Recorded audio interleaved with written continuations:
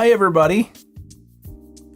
Apparently, my scene setup is not good because that was supposed to be a 30 seconds intro that cut short of, I would say, 5 to 10 second. Hi, welcome to another Monday live stream. Today, absolutely no Cyber Monday code. Absolutely no reduction on anything. You got to keep 100% of your money. Hi everybody, welcome to the channel. I hope I won't be too burpy today. Let's face it. I'm in a rush, like always. And I just finished my lunch, like when I pressed the live button. I apologize for that. You know, we're all human, and I don't think anybody here is here because I'm pretty or to see my beautiful blue eyes.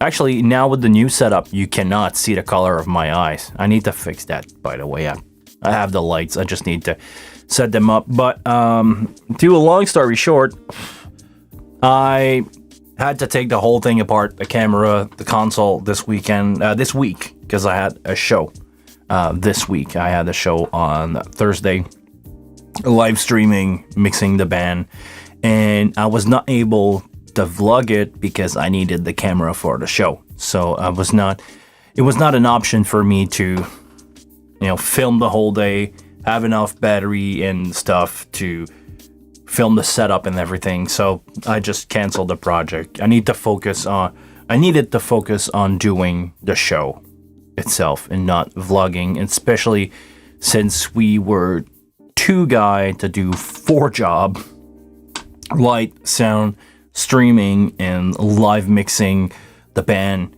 I had enough on my plate. No vlog.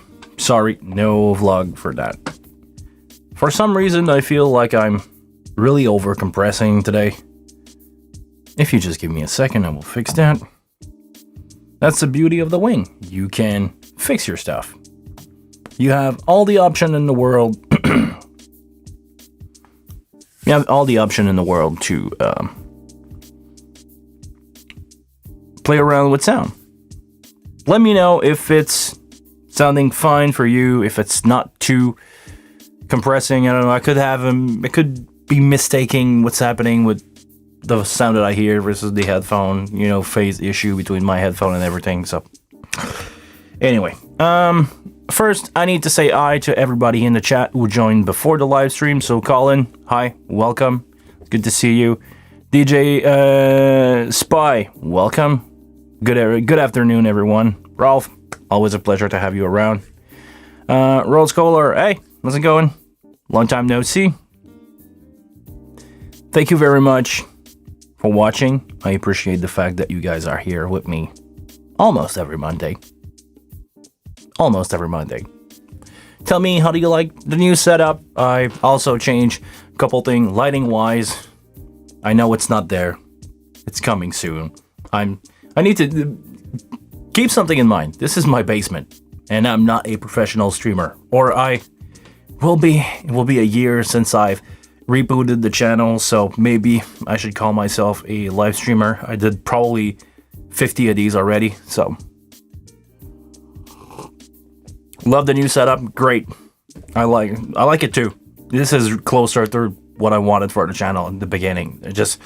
I need the resources, I need the time, and I need to make it work. And this is a pain, let me tell you. I'll be honest here. I have different type of camera. I have a Sony on top. I have a GoPro where you guys can watch me. And just to make that work with long HDMI cable, because my computer is in a different room for sound, because the noise of the fan is too loud. You would hear, like, for those of you who remember, I had a lot of background noise in my streams. It was the sound of the computer. So just to sync all that stuff with the USB from the console and, the USB that allow me to have MIDI control of the camera with OBS, it's such a nightmare to deal with. I'm basically a one-man TV show. And that's a lot. Good. Let me read the first question by DJ Spy. DJ Spyin? Sorry. I got my iPad just over there today, but I feel it's still too small for my 34 and 78 years old eyes. I'm gonna be turning 35 in a month. I'm gonna get old. Actually, I'm saying that because here in Canada, you can have access to all the young people resources. So help for young people 18 to 35.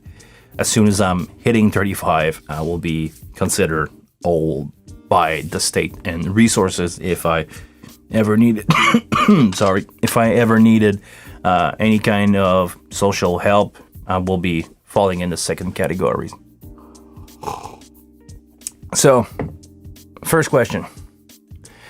Happened with shows and myself. I ended up in hospital Saturday night while loading out. Whoa! Oh man, what happened? Let us know. I hope you're okay. I don't like to hear about that. I like people. I always say I like people with all their parts working. No. It doesn't sound as good in English, but in French, like it sounds better in French. Sorry. Other than that, what's on the menu today? You guys are. I'm just a waiter. You guys decide what you order. So let me know what you guys want to talk about. I had a question this week that I wanted to cover in the video today. This is from a viewer that I've never seen before, so I would say, hi man, what's up? Yeah, really good one for you guys. And I'm probably gonna need your help. This is a gentleman from a church who asked me, how do you first create a USB folder on a USB key, and how do you record into that folder? Really good question. We're gonna go to console view. I'm gonna go on top here into USB, and I think I will need a USB drive for me to execute that action. So if you want to excuse me a couple seconds, I'm gonna grab something.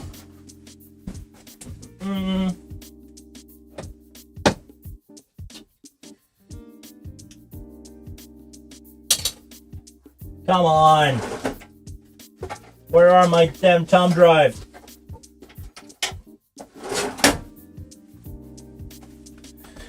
Okay.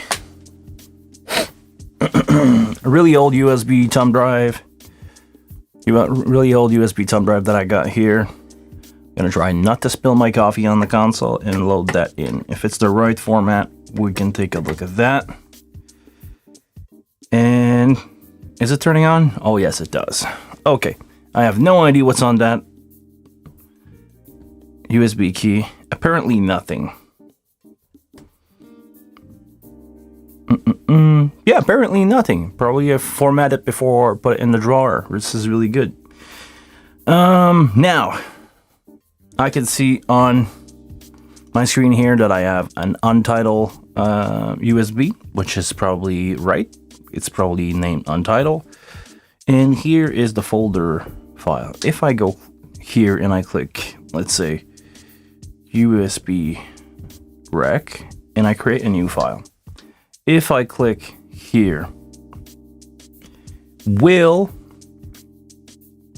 my recorder send the file into this?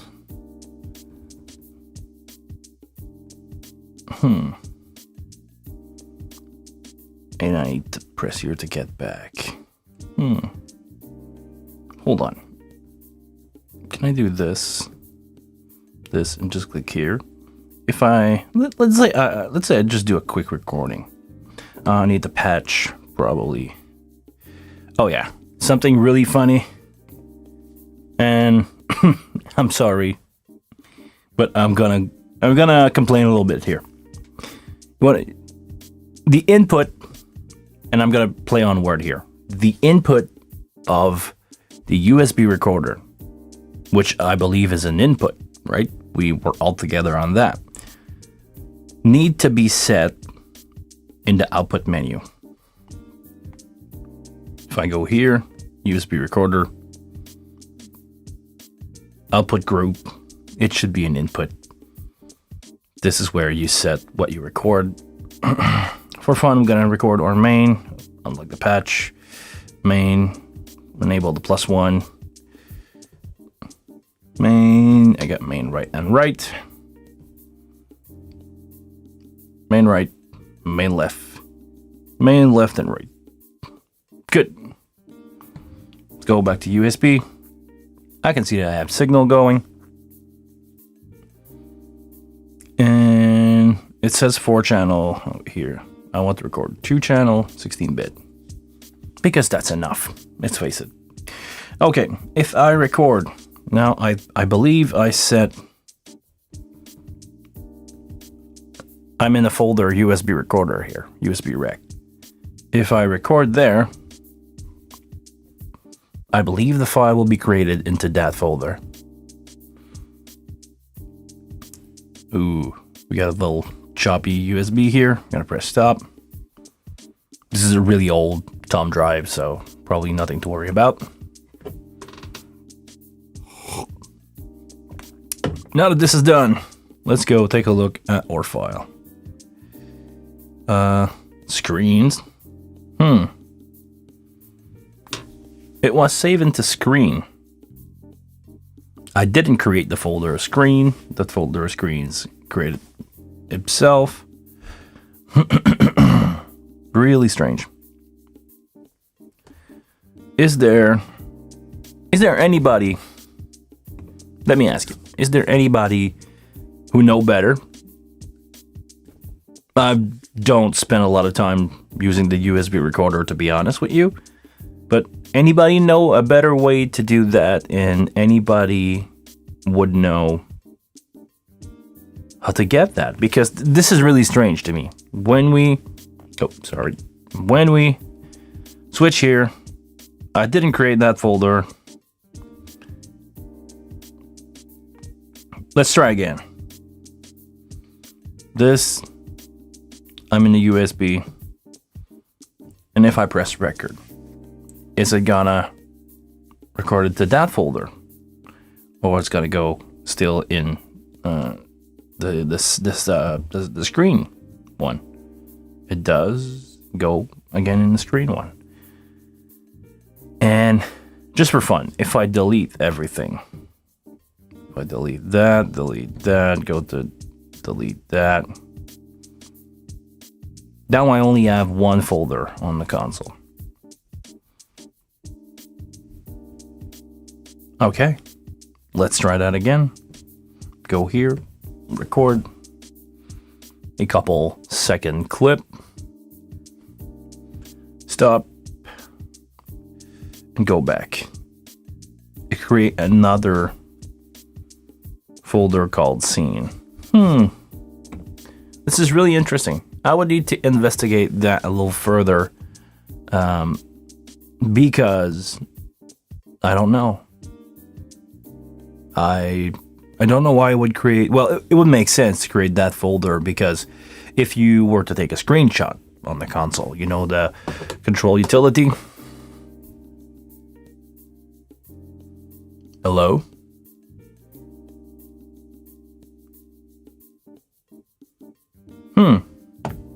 Oh, sorry. Music cuts in my ear because I pressed the clear solo. Apparently, it double registered.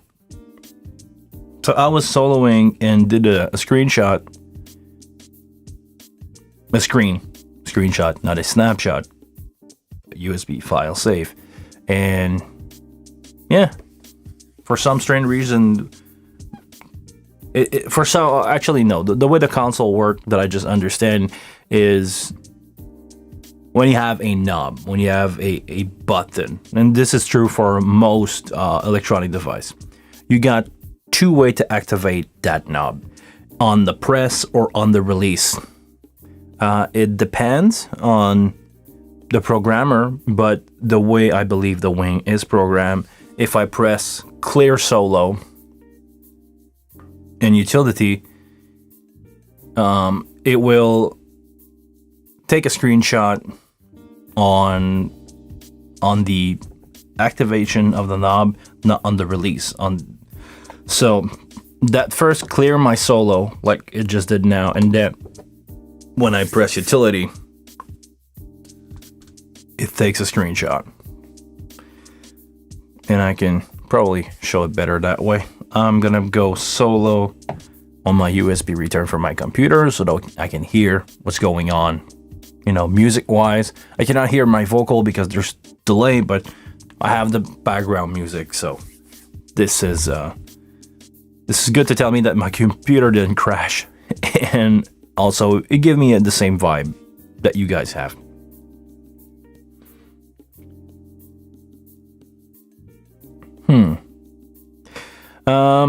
Oh, hold on.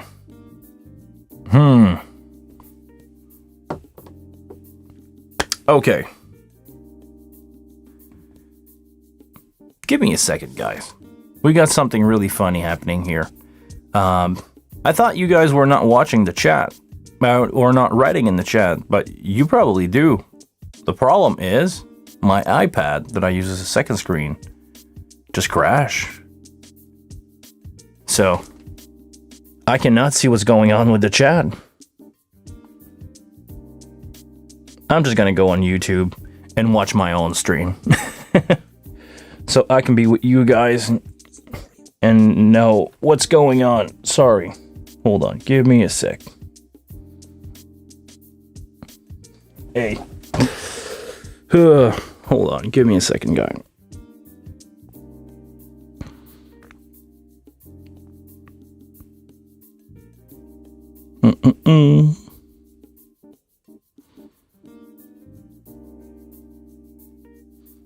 This is so hard to watch my own channel.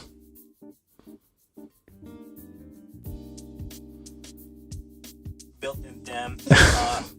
Sorry, I'm gonna get there. Just want to catch up with you guys.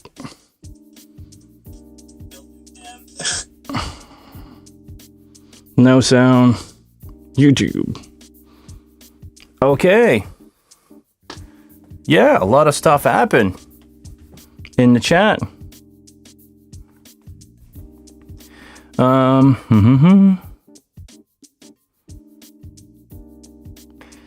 I got the story now from DJ Spy. I fell down a flight of stairs and cut my head open after moving light. Ooh, those moving lights are scary, man. They should not be out there. Yeah, nah. It's a. I'm pretty sure you're a sound guy, and one of those moving light case attacked you.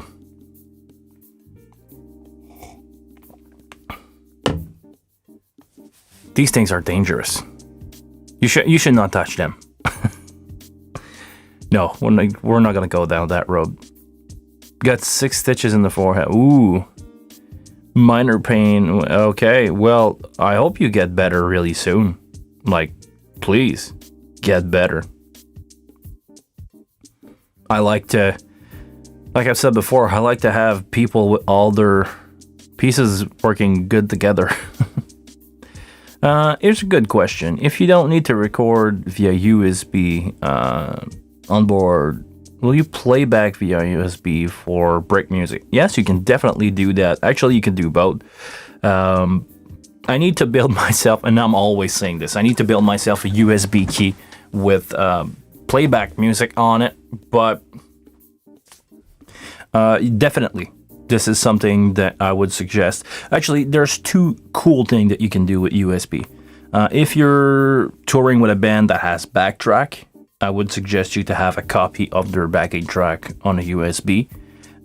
You can have up to 4 input on that, so you can have a stereo backing track, a click track in cues, and I don't know, maybe in the future somebody, I'm just throwing stuff out there, if somebody from Behringer is listening, maybe we can have MIDI support on that, because I don't think it will be a pain to have, or actually I don't know if it's possible to do, but it would be fun if you could also send MIDI signal out of the USB. Like pressing play, it would play a track and also play MIDI. and like MIDI playback for program change on mini units. Not on the console itself, but a lot of bands now use MIDI changing for everything, for lights, for guitar pedal changing. It's so... Things are getting so compact now that you can expect something like that to happen in the future. And I'm currently working with a band on setting up their backing track on the laptop. And they've asked me, is it possible to run MIDI program change for guitar pedal and stuff? And the answer is yes. You can definitely all run that from a laptop, and it's not power demanding. You don't need much power from a console or from a device to play back. So maybe I'm just saying that out loud. If somebody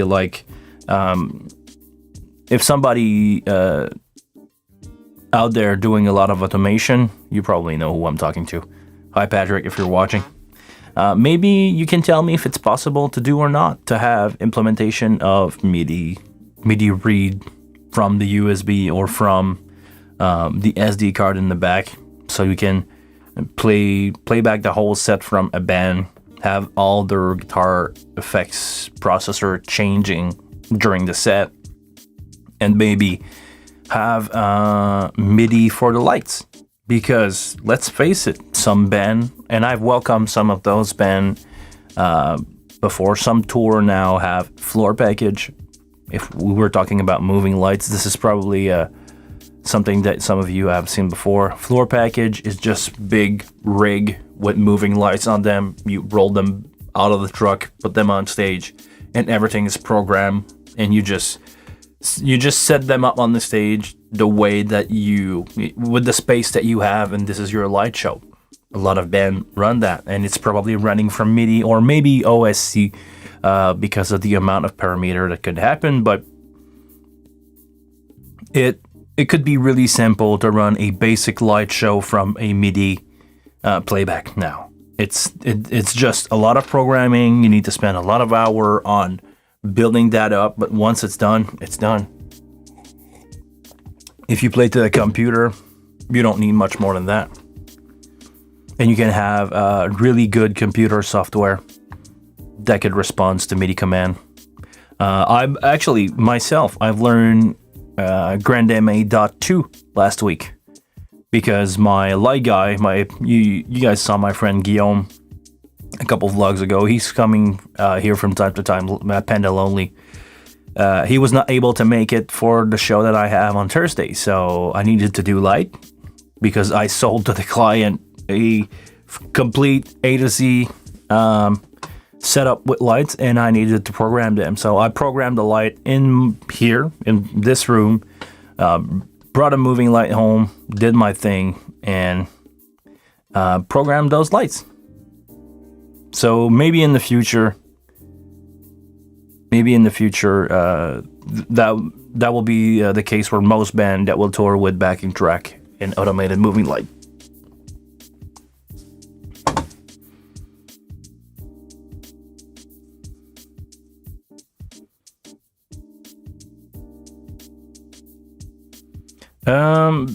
Can anybody just write in the chat, please? I don't think my chat is working.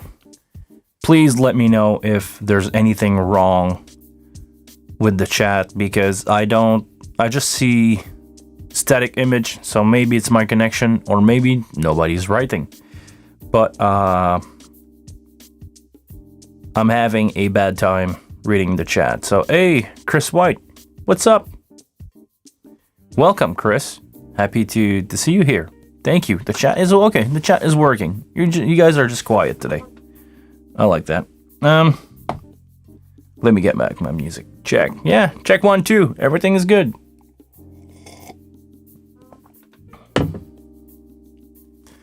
Great. Anything else that you guys want to talk about? Because we could stick together. I could make some video. I could also get stuff ready because my wife is coming back from the States. Not my wife, my girlfriend. Should not say wife. We're not married. please.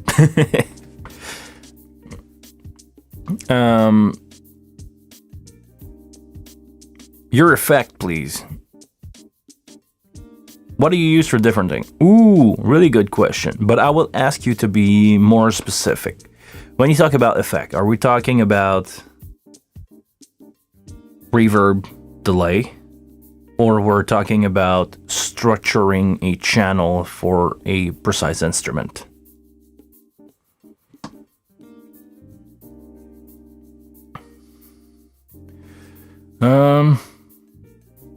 Okay, I hope everything is good. Sorry, I'm getting a lot of error message from my computer. He's not happy. He's having a bad time.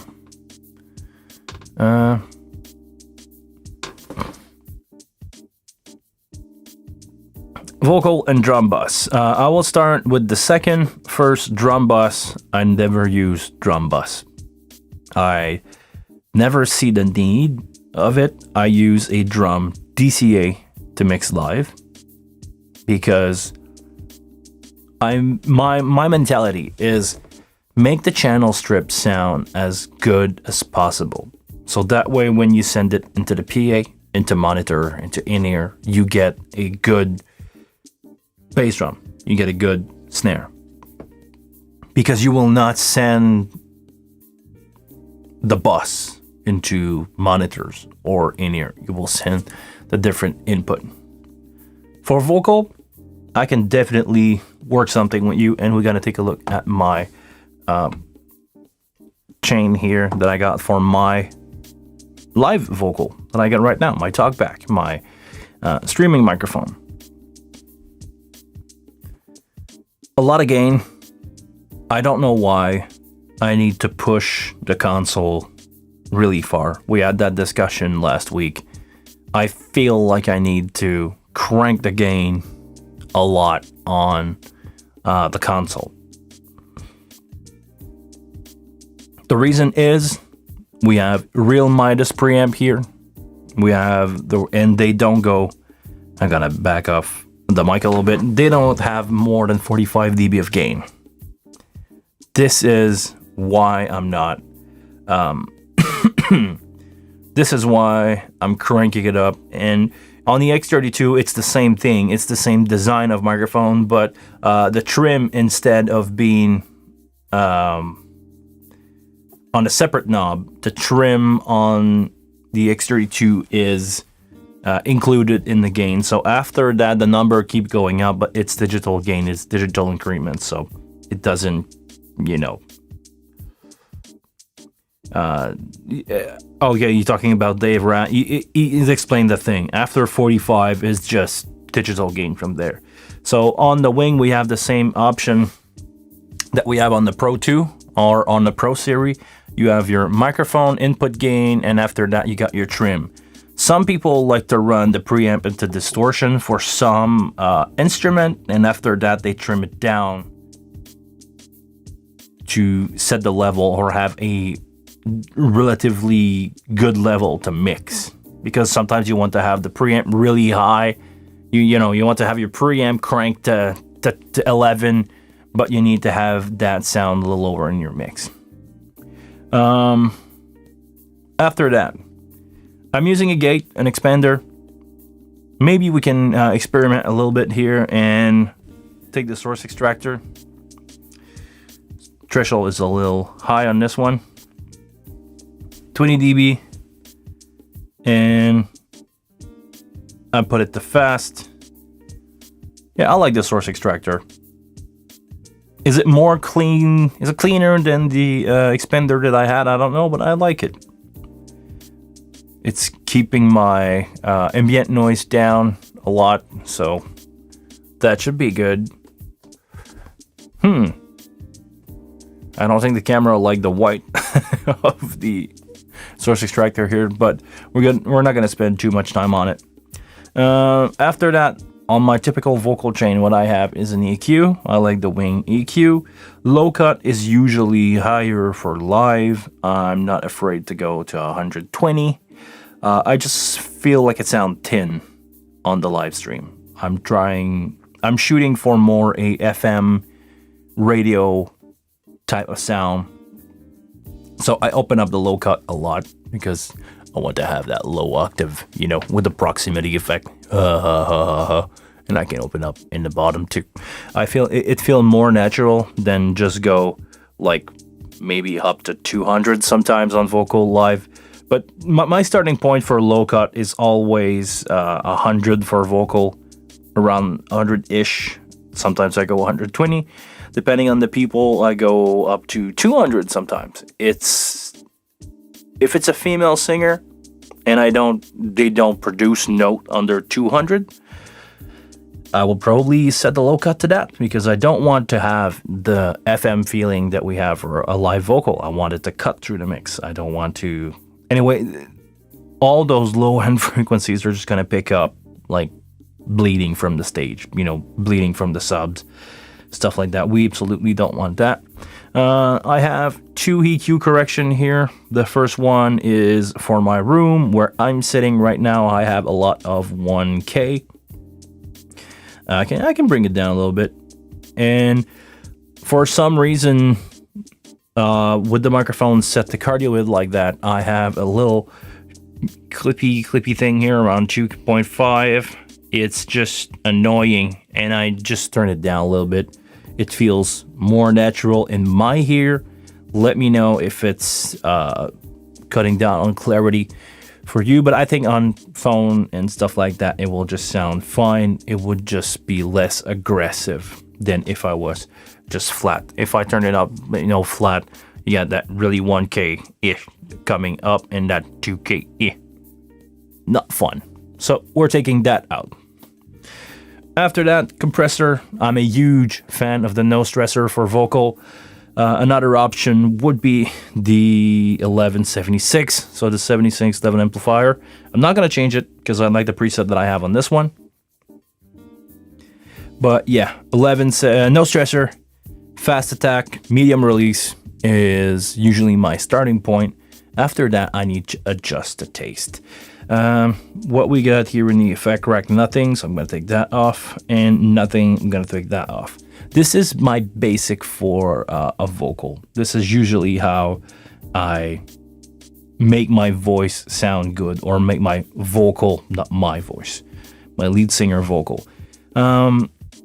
Source extractor, really fun when you have monitor, just to keep the rumbling and the possible buildup of frequencies on stage. Make sure that you don't set it with a threshold too high, so that way when it goes out, you don't have that pumping effect like I have now. When it's you absolutely don't want to have that live. You probably want to set it to something closer to -21. This is what I have now. Sounds about right. Depth 20 dB. I like to have it down all the way. Less noise in the PA, less everything. And that's basically it. If it doesn't sound right, if I have to EQ like 10, if I have to like really push on the EQ everywhere, I will just change the mic. It's just not the right microphone for the person. I'm not afraid to change microphone. I'm a really huge fan of the Bayer Dynamic, the V56. This is one of my favorite condenser microphones for vocal, period. It works for some people. It doesn't work for others. Recently, I did, remember the band Five Roses that I've done a live mix of? I tried many microphones. I tried many options. And for my 2 vocalists, Zach, the lead singer, SM58, that was it. It sounded better than the condenser. Jade, second lead singer, we tried a 58. We tried the Beta 87 A and C. We tried Beta 58, just regular 58. And the best one in the bunch was the Beta 58. And I have my own Beta 58 capsule. So every show we ask for UR or changeable handheld microphone, and I put her capsule or my capsule on the microphone, and she has the same mic every night.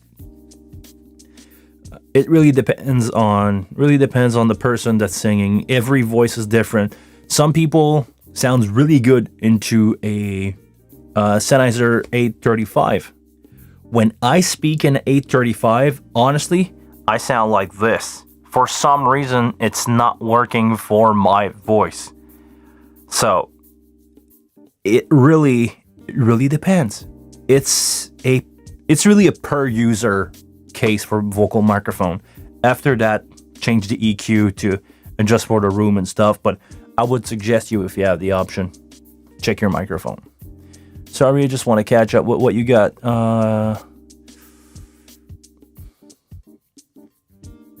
I typically do like Dave Rat and have a drum compression with lesser comp on the X32. Okay. I saw the video of Dave Rat doing the compression thing on the Chili Pepper. Brilliant. I'm using a lot of these tricks live. Okay, so you want to know something about vocal? One of my trick about vocal is, I don't know how I can show it to you. Okay, I'm going to try something. I'm going to take a compressor. Okay, let me just initialize that console. I'm just going to select all, initialize. Yes, not that console, that channel strip. I'm going to take a compressor, and I'm going to take a specific one for this use. I'm going to take the ethereal bus, and I'm going to, before even turning on, I'm going to set the maximum gain reduction to 3 dB. Turn it on, have the gain reduction on. Try to follow along what I will do here. This is usually what I put on my guitar, my rhythm guitar especially, because lead vocal and rhythm guitar fight for the same frequencies in the PA. How do you make space for both? They are both equally important in the mix, I believe. Rhythm guitar is your melody, vocal is vocal. How do you make them live together without each other stepping on their toe? Sorry. I set a sidechain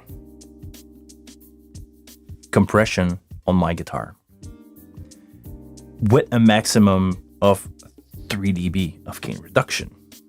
Let's take a look at the console. Ethereal, 3 dB. Just want to make sure that you guys see it. 3 dB. Attack, really fast. Release, 100 is fast enough. And I'm going to set the threshold to be low enough that it's catching up on my vocal. It doesn't need to be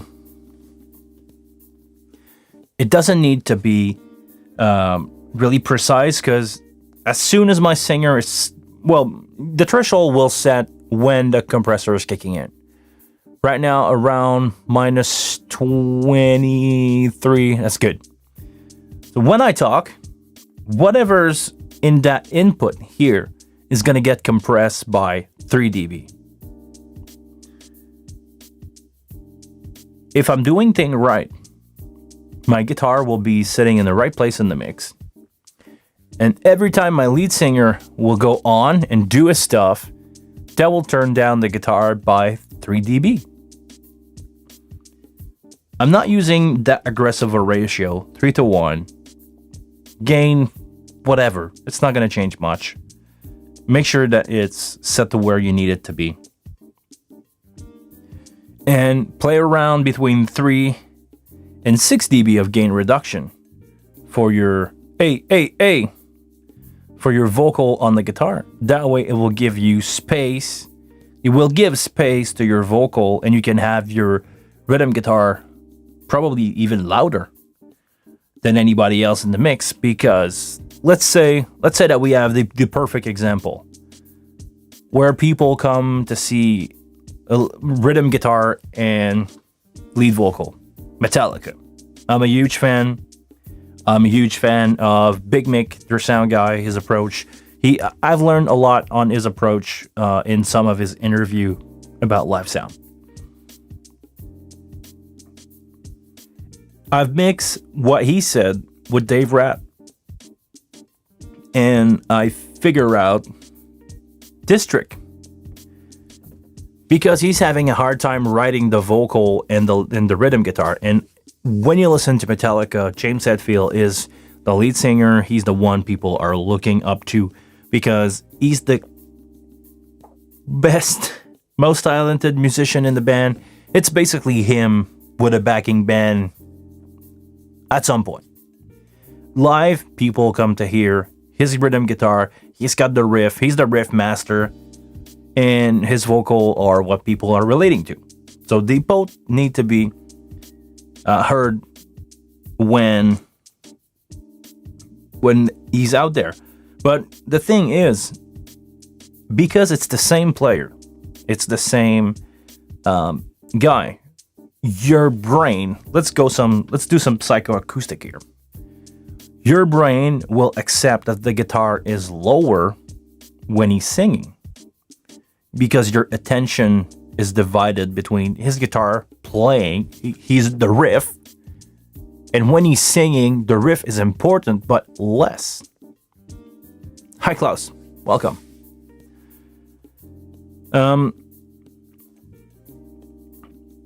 If you apply this trick on a Metallica tribute, you will get really loud rhythm guitar, and when your singer will go out, the guitar will come down in the mix, come back up when he's not singing, and it will auto mix itself, basically. I hope that answered your question. I hope you make me dig a little deeper for that. Okay, you got something else. Another thing I struggle with is setting a gate for bass drum. Okay. Can I play a bass drum? I think I have something in the card. Well, hold on. Let's go here. Mute the music. And if I think this is 5 Roses, but if I just mute everything else, you probably won't hear. Okay. I will try to play this. What we got going on there? Probably nothing. Okay, we got some stuff. Can you confirm me that you hear the bass drum? We gotta take that bass drum and I'm gonna use the Behringer gate. Now, by default, okay, good. So don't worry about the EQ, don't worry about the sound of it, it doesn't matter. Now we're in between songs. But to set up a gate, what I usually do, and this really depends on the player. If I have a good player, I will not use a gate. I will use an expander. An expander is like a gate, but with a ratio. I will turn it down, and you will hear what I'm talking about. Can you hear the lead singer in the background? I set that expander to be really loud. We hear something, but we're cutting down on dB, and you can see it here. The amount of dB that we're cutting, nothing to do with the range. I'm gonna set the range to 60, it doesn't matter. The fact that we're not cutting down will help with an uneven drummer. Let's say that you struggling having good gate with a drummer that is uneven. That's normal because the player probably won't hit loud enough that you only hear the cymbals. Okay, but anyway, you hear some bleeding.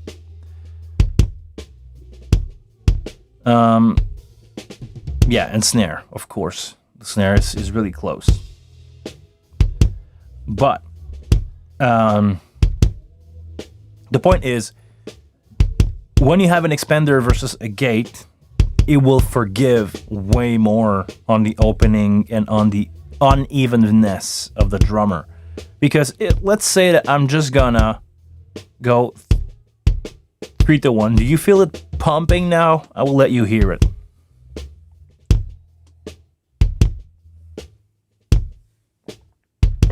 It's almost cutting, but not totally cutting. Now let's go to a gate.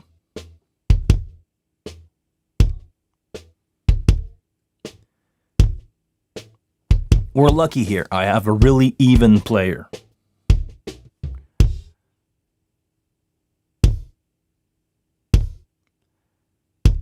If I set my threshold too high,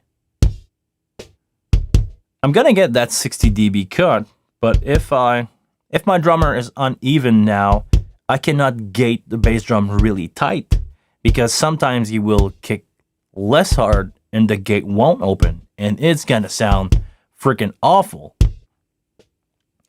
You better run an expander, get a little bit of bleed. We're live. I mean, there's nothing you can do about bleed live. It's there. You have, bass on stage. We're lucky this stage had sub cancellation in the back, so we're getting a little bit of sub. I had no bass amp on stage, so it was really clean for me to sub my drum. But if your drum is sitting on subs,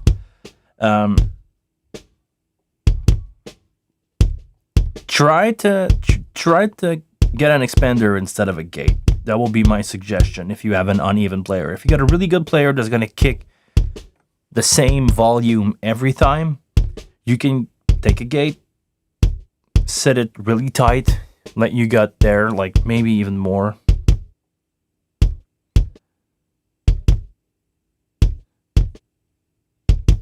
We still have some snare going in there.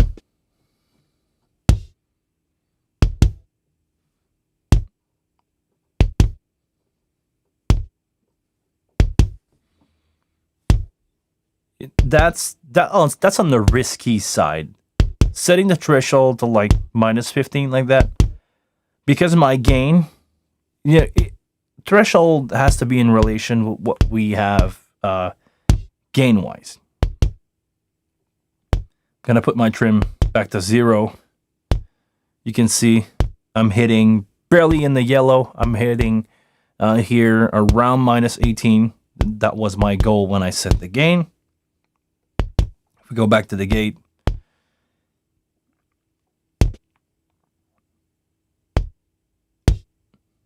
I'm missing some Q there. I'm gonna open up the ratio and we will see.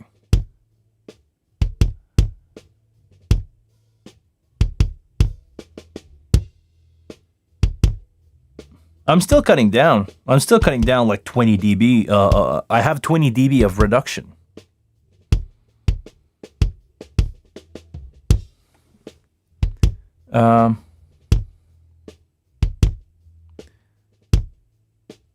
Yes, really good input from Chris here. One of the key thing to look for gating is attack, hold, and release. I've played around with them just a few seconds ago. There's a couple things. Sorry, guys. I got a cold. Couple things that you can look for is the attack, because attack will change the sound of your bass drum. Let's go here in gate. And I'm just going to play around with the attack and try to listen if I put the attack too long, what's happening. Now this is as short as it can be. As soon as the bass drum is getting hit, or as soon as the microphone preamp is getting signal, the gate will open. I'm going to go to maybe 1. I'm going to go with increment of 1 millisecond until we reach 5.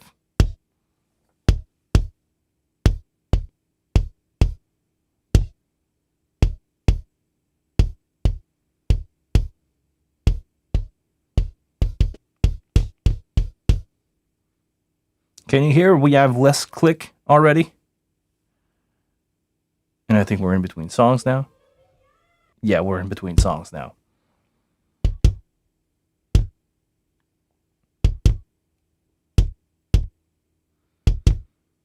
Can you hear the difference between the click, the amount of the bass drum?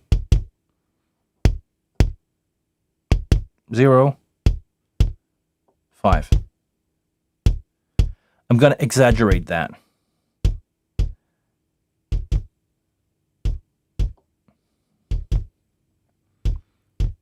$40 millisecond.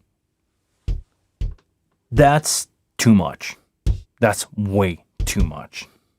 Because we're lucky here, we have a visual. When the bass drum is getting hit, it takes 40 seconds to open the gate. It will stay open for 62 milliseconds. This is what I got now. And it will fall down. It will close back into 94 milliseconds. Less click, more body. Exact.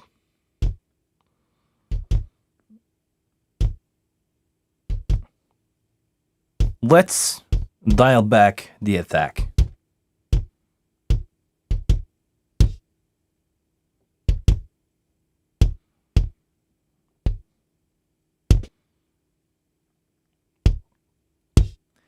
I'm not gonna go to 0 millisecond, especially because we talk about X32.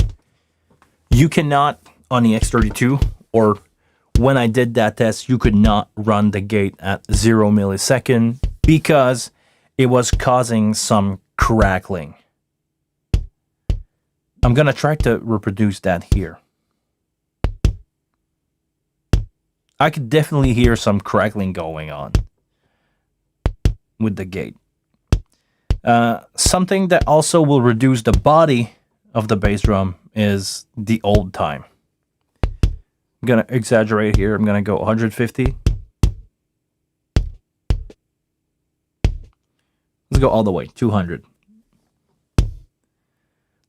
The gate is opening in 0 millisecond. Stay open for 200 millisecond and fall down in 100. If I turn it down, you see the thing shorting here.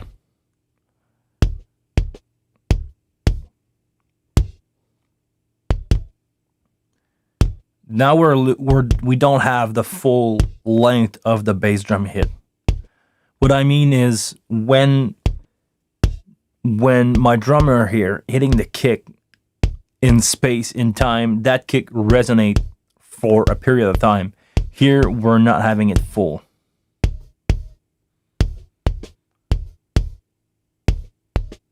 It's not staying open between the hit or fully open between the hits.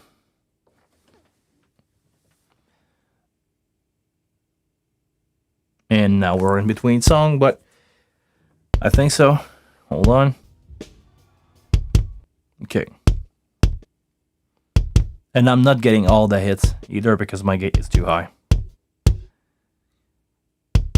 If you want a really heavy metal sound, you probably want to have your attack between 0 and 5 millisecond. 5 will make it more round. 0 will have that little spark of attack added by the gate. It's not going to be in the bass drum sound itself, but it will be added by the gate. And you could have more emphasis on that if you shorten your gate.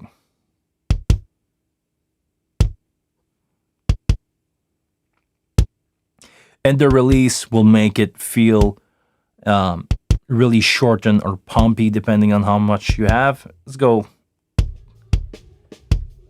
crazy here. Basically 1 second. It's gonna stay open for 1 second, and you can see the gate here closing down.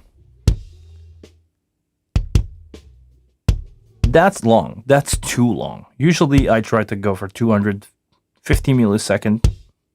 That's about right for a live. And if I'm doing a metal show, I will go like 50. Maybe open up 25. The gate will be open for a total of around 75 milliseconds, and that's a lot.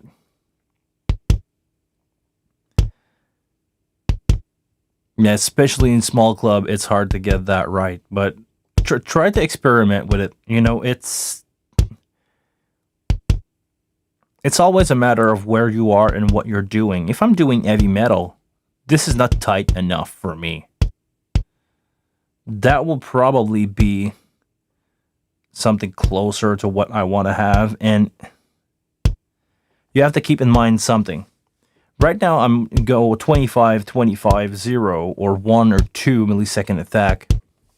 But that will be longer. That will be felt.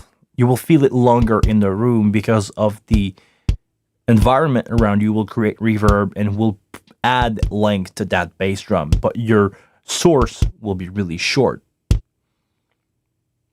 But the environment that you're mixing in has to be taken into consideration at some point. So try to play around with that. And if you, like I said, if you go for full metal, go for this. If you go for full pop, my preset for full pop will be something like this, and maybe 4 or 5, depending on how I want the attack to be felt. I will go something like that. This is pop.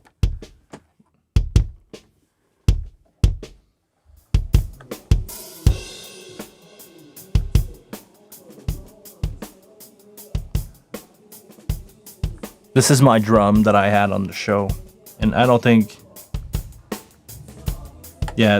things are not patched at the right place, so it's not a good example, but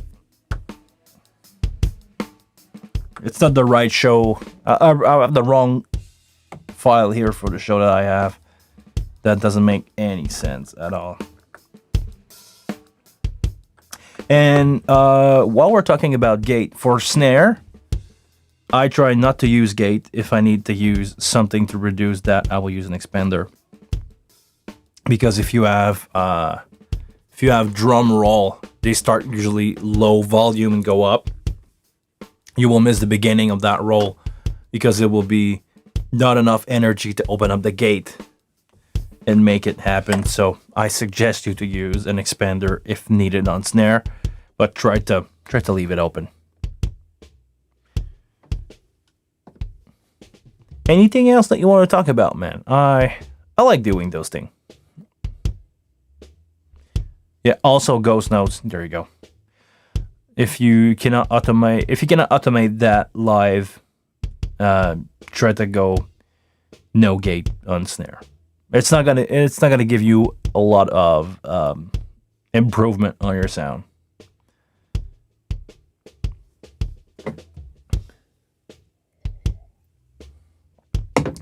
I'm not going to talk about volume or VU or dB.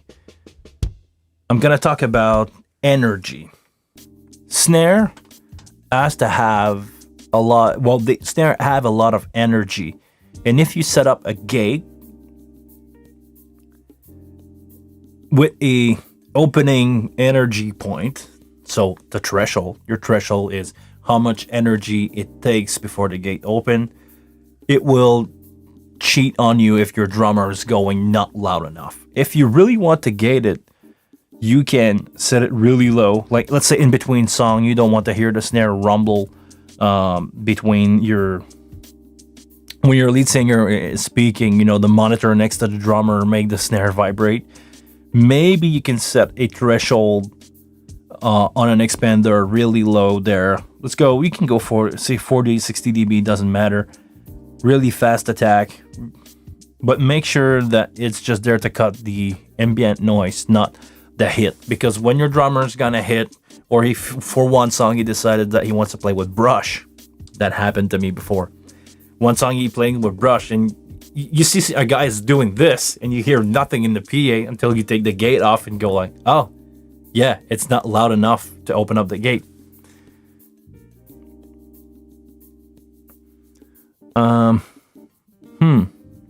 Really interesting idea, Chris. Yes, you can use a trigger to open the gate. Which bring me to another point here. Let's say that we have I'm gonna give you my gate trick here. I don't have it set up, but I can explain it to you. What we got. Let's say that we have a snare bottom.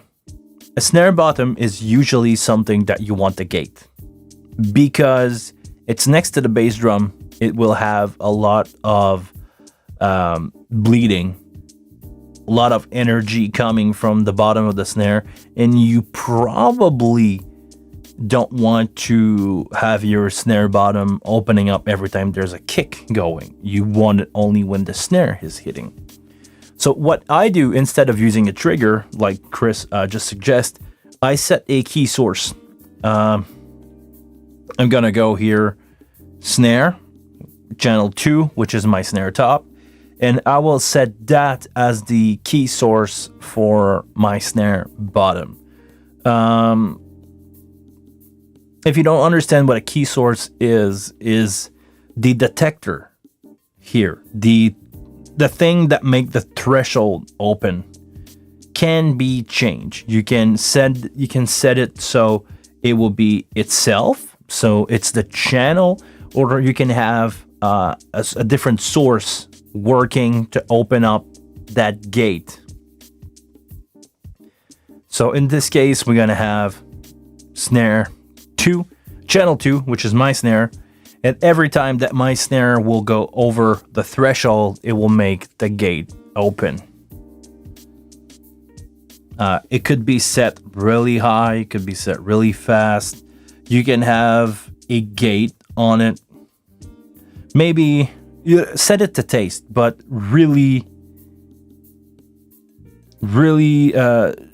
try to set your range so it's cut enough so the bass drum won't make it open, or the bass drum won't be hearable in there, and set your threshold just low enough that the low hit on the snare make it open. That way your bass drum's not going to trigger your snare bottom. My drummer hi-hat is too loud. How can I reduce the bleed in the overhead? This is a lifetime problem of me too.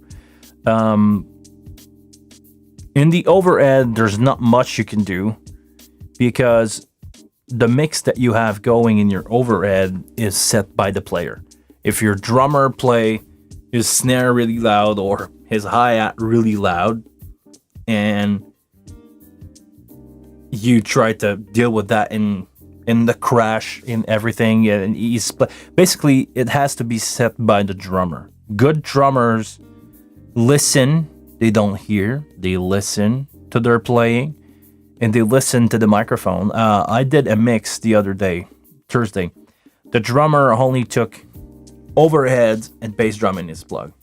That's it. He had in-ears on, and he was blending his volume with what you hear in the overhead, because it doesn't matter how it sounds in front of you. It's only matter what the microphone are picking up. This is a concept that a lot of people have a hard time to understand. Guitar player, I want that big juicy sound. Yeah, but how does it sound in the mic? Because this is what I'm sending in the room. Same thing for drummer. If your drummer plays his hi-hat really loud, not a lot of snare, and he doesn't push on the crash, this is how he play it. He needs to be careful not to play his hi-hat or to muff or change his hi-hat something that is less loud and blend it correctly. That's his job. He play because drums are acoustic instrument. Okay. That will be one option. If your drummer doesn't want to mix himself, well, first, he's stupid, and I don't mind going on record saying that. If he doesn't want to help you, he's basically playing against himself. If you want to help him, go take a look at Glenn's Fricker video of a couple days ago. He showed a device that will help you cut down on the bleeding between your hi-hat and your snare mic. Maybe that could help you. I mean, it's not gonna change much for the overhead, but he's gonna maybe that could help you. After that, I tried to think of solution, but there's not much you can do. He needs to play the hi-hat less loud and crash louder or snare loud. Yeah. And honestly, I never use hi-hat mic because it's just bleeding the overhead too much. This is what I do.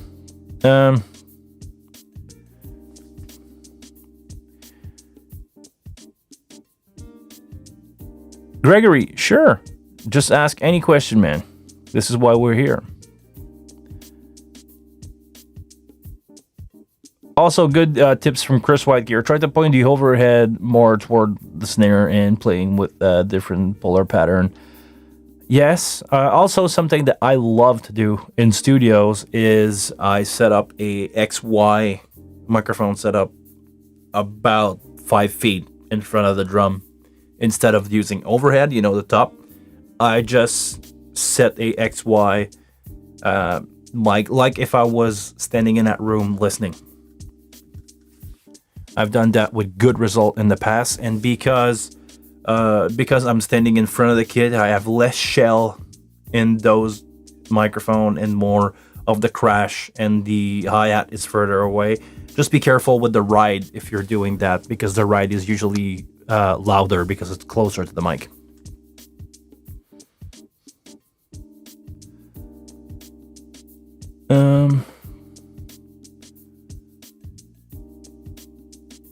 I always like bleed from his hi-hat overhead because you want all cymbal.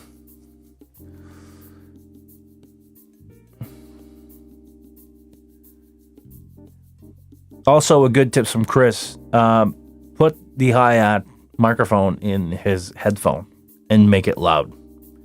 That way he can hear what he's doing. I need to do a video about monitoring. This is probably the most overlooked thing live and in the studio, period. People are not monitoring well, and this is probably a reason why they get bad results. From Henders, this week I started to setting up a wing X32 rack set up for our church. Sorry if I read slowly. My iPad is just far enough that I'm having a hard time to read. I'm just gonna go further and for a little bit. Experienced some problem with the ambient sound mic. We don't send the mic to the PA, only the bus for live stream. Okay.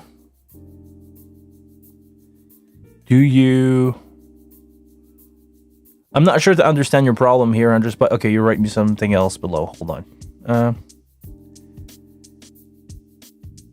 When we solo the channel, the headphone is dim, and we can't see a virtual. You can see on the virtual view meter. The gap point for the bus is just before the fader.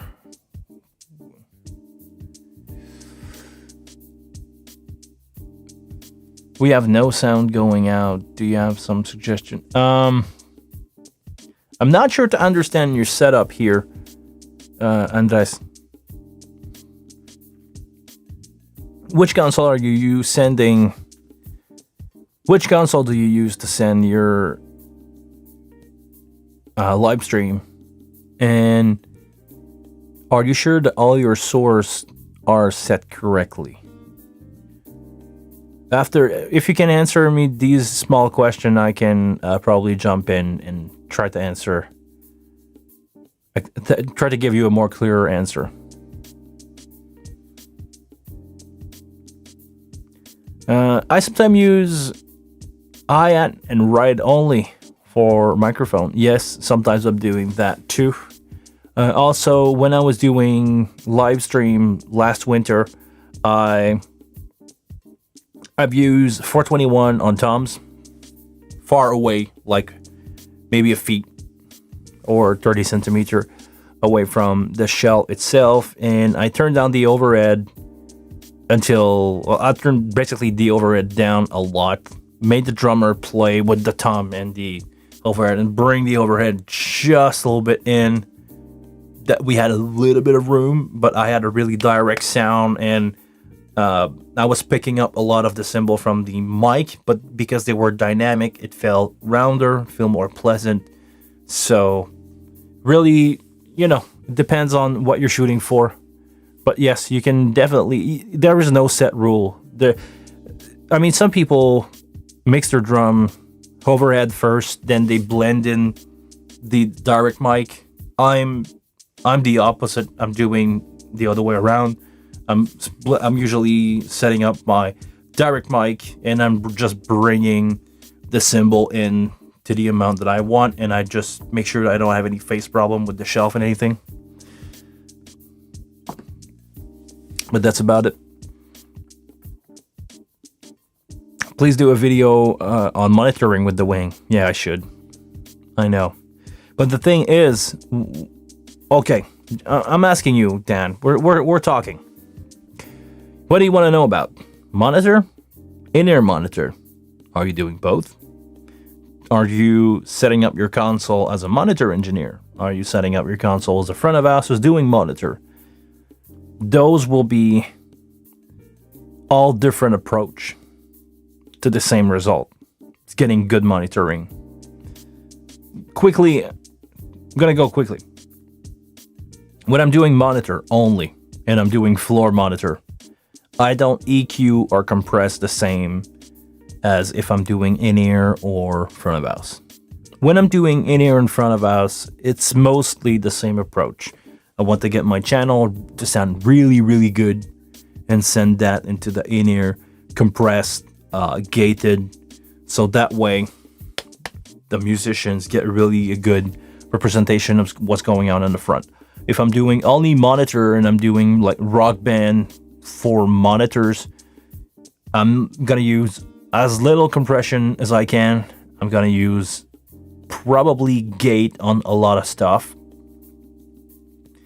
and I'm gonna EQ with way more mid-range than I would usually do, because on a stage, the thing that you need to have when you have a really loud monitor yelling at you is mid-range.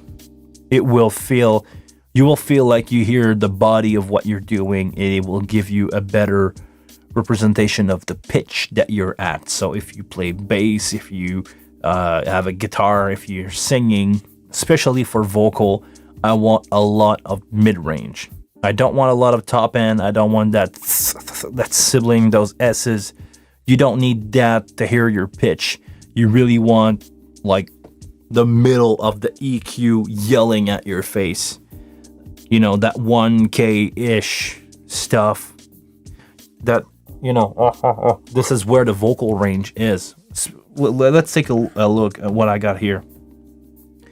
When I'm talking, most of the frequency that I have are, most of the frequency that I have are in the mid-range here. I can cut down on I can put the low cut high, and I'm still going to hear myself really well. I'm hearing the pitch that I'm doing. I'm not having, that big fat bottom, but I don't need that, because on a stage, you will have bleed from the subwoofer that will totally destroy all the work that you can do in the low end there. So mid-range really matter when you're doing monitor, but it's always a matter of what you do. You answered. Can't figure out how to monitor solo one channel in headphones during a live performance. Okay, that maybe I can help you. In the monitor section, you have two options: monitor A, monitor B. Try to play around with those. Seriously.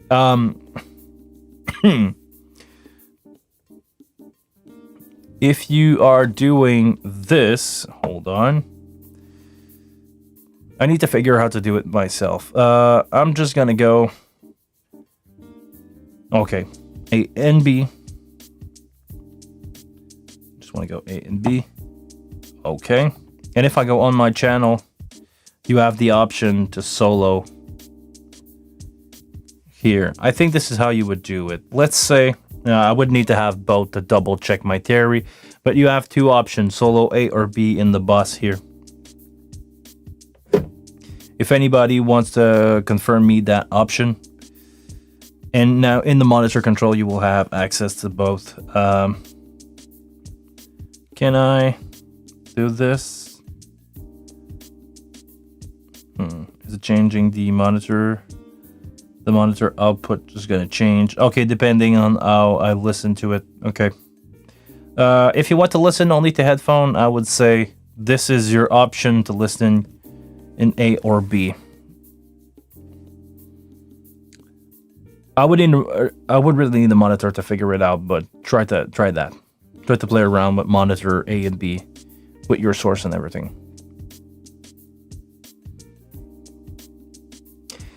When we have a working microphone on the system from enter the signal to the main matrix. Okay, PA off.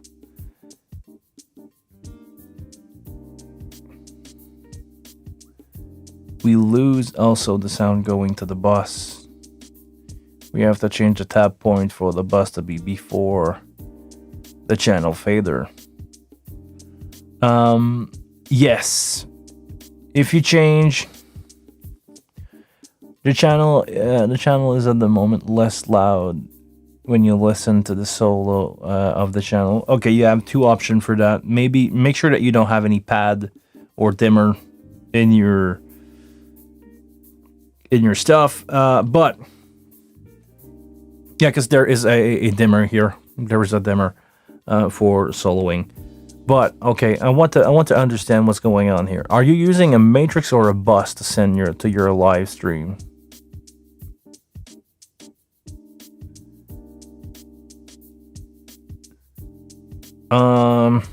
Okay, hold on, Chris.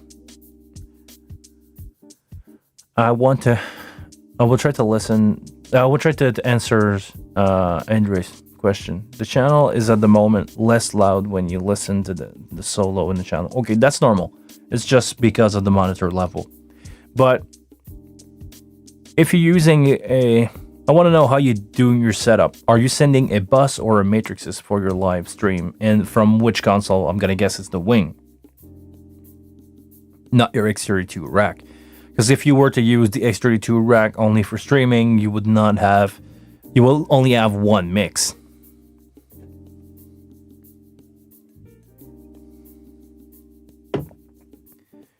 We use a bus for the live stream. Okay, so that bus would need to be pre-fader. If you go here, nothing to do with that. If you go here and you set your bus, if you set it to here 6 pre-fader, you need to set every channel to be pre-fader.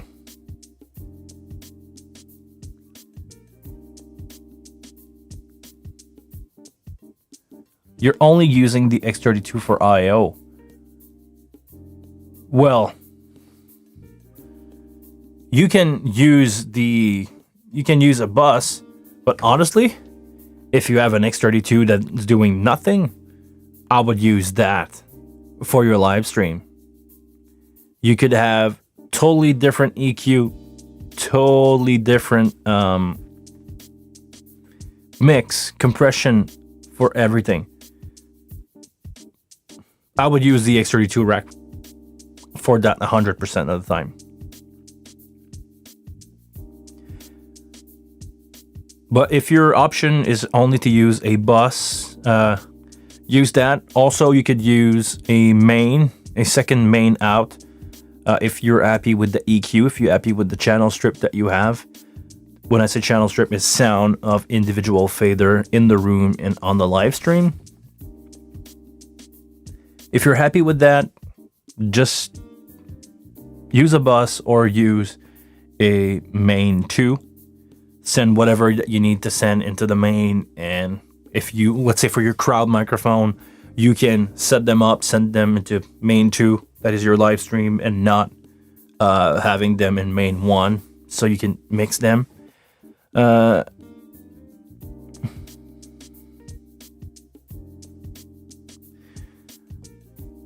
I know about the option. The setup is a bit more complicated virtually. Yes, it's a little bit, but it will give you more flexibility.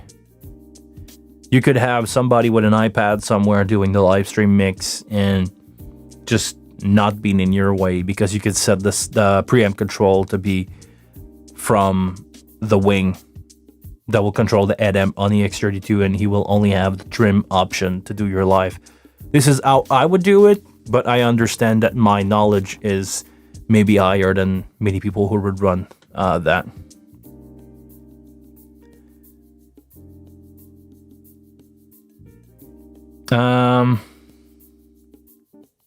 I asked the question because it reacts different than the XR18. The XR18 is a strange beast. We have some option on that console that we don't find anywhere else, like the tap point for the send on the USB, and other stuff that I would like to have on the wing, but apparently that's not an option, or that would make the audio matrices inside, under the hood, that would make that really big. But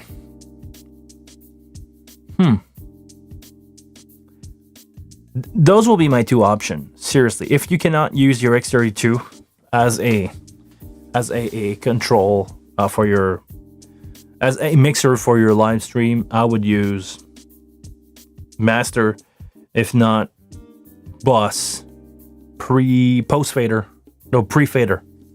bus. And if you want to have something post, use main out 2. That way, everything you will do on a console, you will mix one show with different volume for your main 2, and that will give you your option for both. Really interesting.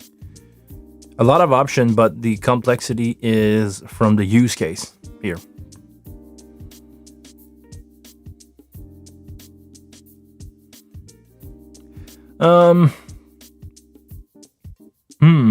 Where do we go now?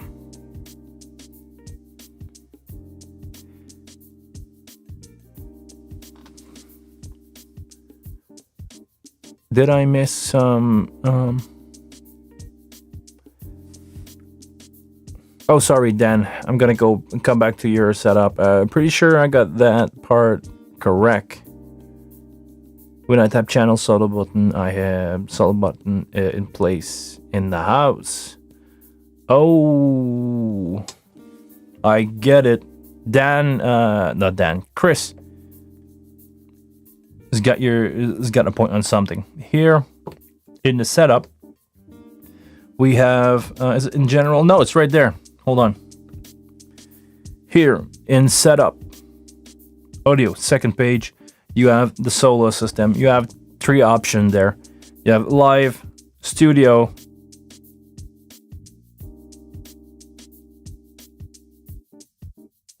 and solo in place.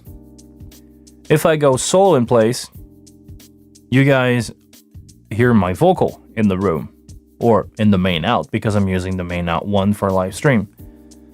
And if I take it out, hey, can you hear it? You need to be set to live. Hey. Hold on. I just fuck up my whole thing. Okay. Oh. Sorry.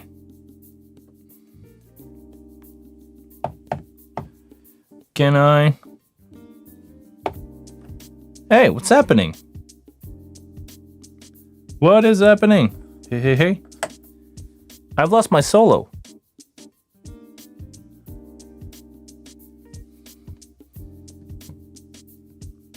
Studio SIP. I have lost my solo function. Now I can hear my vocal when I'm not pressing solo. When I'm pressing solo, it's not going into my headphone anymore.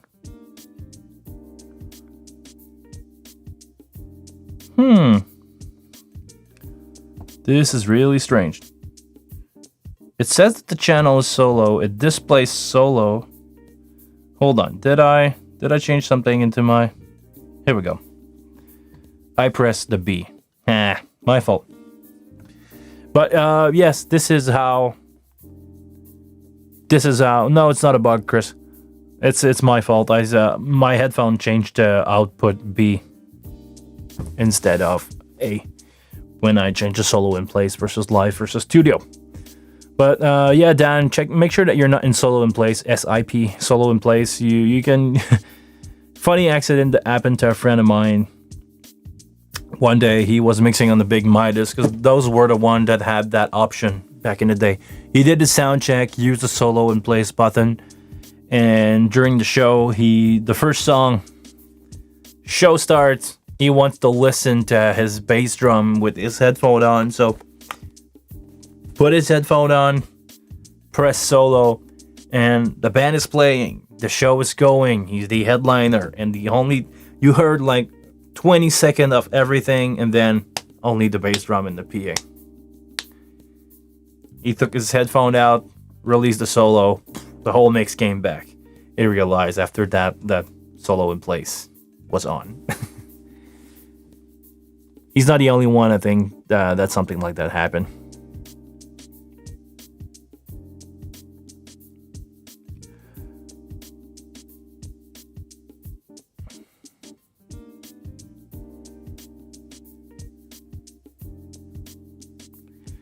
It happened to you during church service? Okay. Yeah.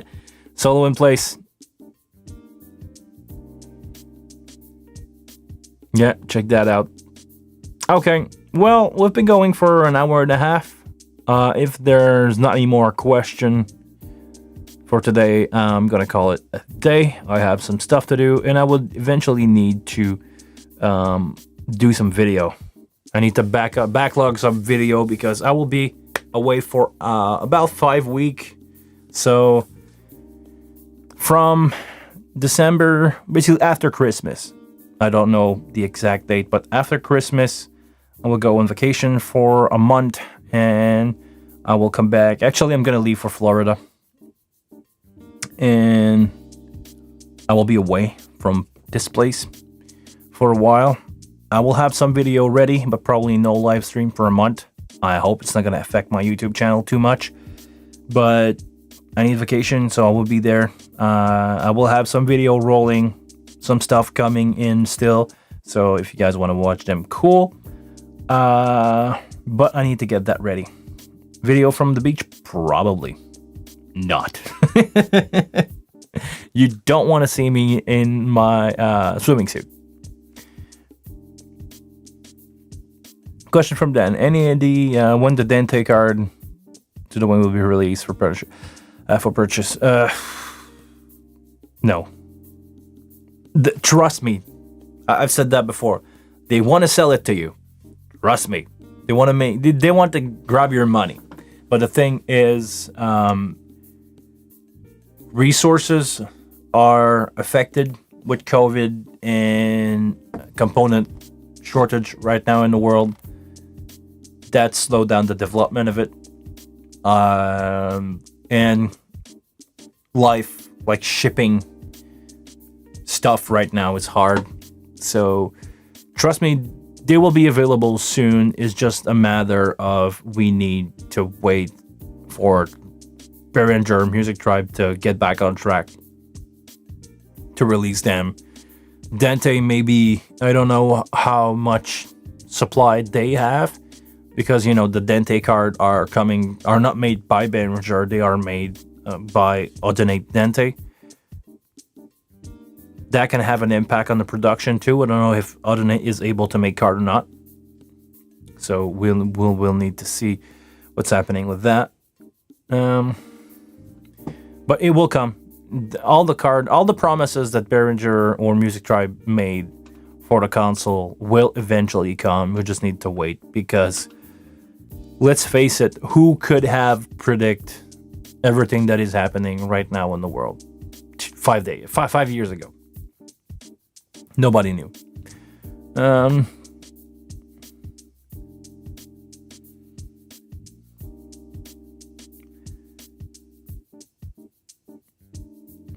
You got it on back order with Sweetwater someday. Yeah. So it's just not. They're just not produced. I think its release is just not produced. I know. Even I'm gonna talk about. Shure. I have some client of mine who wants to buy Shure wireless, like handheld microphone. There is no microphone available in the country of Canada. I'm pretty sure there is none left in the States, because people on Amazon and stuff like, and reseller website try to just ship them over when we don't have anything. So who knows what's happening with that? We don't have any answer on this, why the supply is so low. And well, we do have answer. We know it's because there is no container, there is no component to make those device.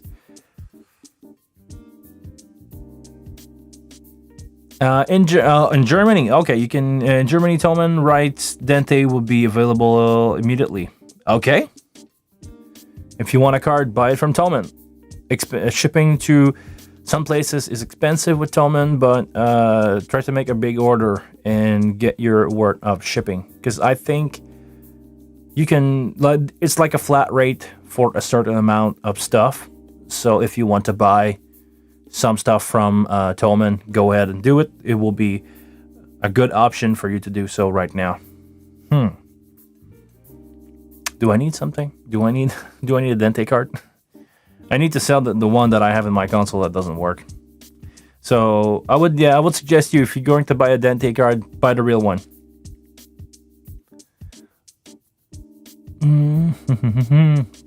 From Blue Dog. Hey, what's up, man? What is the max number of track you can mix using the channel effect on the wing when playback from the wing? Is it 24? Not wing to D. Okay, you mean, okay. I'm gonna go here in routing and show you what we're talking about here. Is it source? It's in source. User signal. User signal can be set to be different tap point of the console. You have a couple of options. You have the option to take the output of your channel, your aux, your bus, your main, and your matrix, and send that out into the USB out of the console. That allow you to take a channel, like, let's say, your bass drum, apply all the processing that you have there, and take the signal from the bottom of that chain. So basically after your fader, even if you want to, and send that out into your USB. That will allow you to take all the processing, but we only have 24 output for that. And there is, well, you could also use bus if you want to, and send one channel to bus and set that bus. Can you? Hold on, I need to double check that. Is there any way that you can send a bus to the USB output? That's the USB input. Let's go to output, USB. What are our option here? You can send, you can send the main. So if you want to be creative, you could send the 24 user signal. You can send the 4 main out as insert, and you can use the bus. Yeah, if you take one channel, you take one channel, send it into that bus, and that bus will send into the computer. So if you want to be creative, you got 32 output with the bus and 24 output with the user signal. If you want to create some weird routing, but that will be, you would basically lose your bus if you were to do that. If you don't need your bus and you only want to use the processing for the console, that will work. Do you know what future update will bring to the wing? Multi-track editing to the SD? I'm not in the secret of the long-time development of the wing. I sometimes have access to early firmware update, but I don't know. I give my input, but they have a plan. They stick to their plan with some extra stuff here and there, some good ID from here and there, but I'm not in the secret of that. About the multi-track editing to the SD, I don't think you can do it, and that has nothing to do with firmware. I think it's a physicality of the thing. SD card or SD cards with the module, I think that they have on the PC board itself, and the card in the back, and the wing live card, the speed of that will not allow you to do editing and DAW like stuff on the card because of the read-write limit of the chip probably that they have there and on the SD card itself. You know, SD card is not that fast. So this is probably the reason why they don't have that. Yeah. Well, guys, I will call it a day. Thank you very much for being with us today. We almost spent 2 hours together. A lot of fun. If you like that video, give it a thumbs up. If you are not yet subscribed to the channel, come on. If you made it that far, you need to subscribe to the channel. I'm almost to my 1,000 subs goal after a year. It's crazy. I cannot believe that I have 878 of you guys are subscribed. Thank you very much. I appreciate it. Till the next one, take care of yourself. I will see you next week. Don't abuse of the Cyber Monday. Or maybe get some card from Tolman. Thank you very much for being here. Take care of yourself. See you later.